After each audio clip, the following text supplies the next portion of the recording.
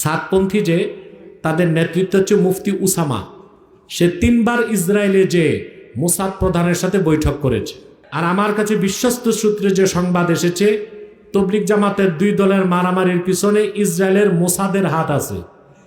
হ্যাঁ, তাবলিগের 2 জামাতের যে মারামারি, এটা আমরা আশা করি না, এটা দুঃখজনক। এতে ইহুদিরা ফায়দা নেবে। একদল এতাহাতি আর একদল ওয়াজাহাতি, শুরু হয়েছে হাতাহাতি, কয়েকজন মারাও গেছে।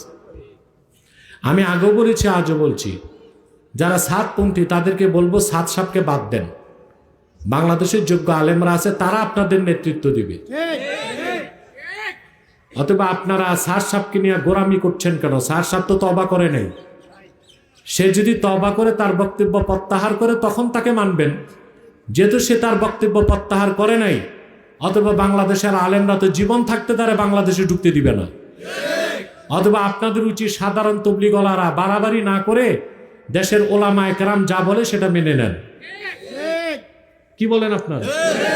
আর আমার কাছে বিশ্বস্ত সূত্রে যে সংবাদ এসেছে, তবলিগ জামাতের 2 দলের মারামারির পিছনে ইসরায়েলের মোসাদের হাত আছে।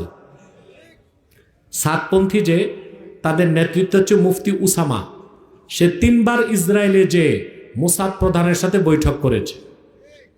অতএব ঘাপলা তাদের মধ্যে, যারা জুবায়েরপন্থী মানে ওলামাদের সাথে আছে, তাদের খুব একটা দোষ দেখতেছি না। বরং যারা এই যে সাতপন্থী, ওখানে আছে সব ডাকাইত আর সন্ত্রাসী। এরা যখন তখন নিরীহ তবলিগলাদেরকে মারে পিটে আলেমদেরকে মারতে চায়। এই সুযোগ বাংলাদেশে দেওয়া হবে না। বাংলাদেশে যদি যারা সাতপন্থী আছো, তোমাদেরকে যদি তবলিগের কাজে থাকতে হয়, সাতকে বাদ দিতে হবে, এই দেশের ওলামা একরামের নেতৃত্ব মেনে নিতে হবে। এটাই আমাদের বক্তব্য। আসুন মুনাজাত করি, আল্লাহ যেন আমাদের গুনাহগুলো মাফ করে। মুসলিমদের মধ্যে কেউ যদি নিয়মিত অশুদ্ধ আজান দেয়, ওই আজান হবে কিনা এবং আজানের জবাব দেওয়া যাবে কিনা। দেখুন, আজানটা যদি অশুদ্ধ হয়, লাহনে জালি হয়, তাহলে ওই মুয়াজ্জিনের আজান দেওয়া চলবে না, তাকে বাদ দিতে হবে। আর যদি লাহনে জালি না হয়, একটু লাহনে খফি হয়, আর লোকটা যদি পরহেজগার হয়, তাহলে তাকে সুযোগ দিবেন যেন সে সংশোধন করে।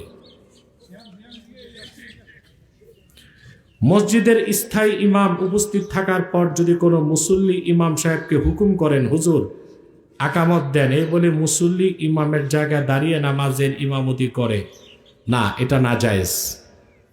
মসজিদ যদি মসজিদ জামে হয় আর ইমাম যদি ইমাম রাতেব হয়, তাহলে অবশ্যই যে নামাজ পড়াবে ইমামের অনুমতি নিতে হবে। ইমামের অনুমতি ছাড়াই কাজ করলে মাকরু তাহরিমা হবে এবং নামাজ হয়ে যাবে, কিন্তু জামাতের ফজিলত থেকে সবাই বঞ্চিত হবে।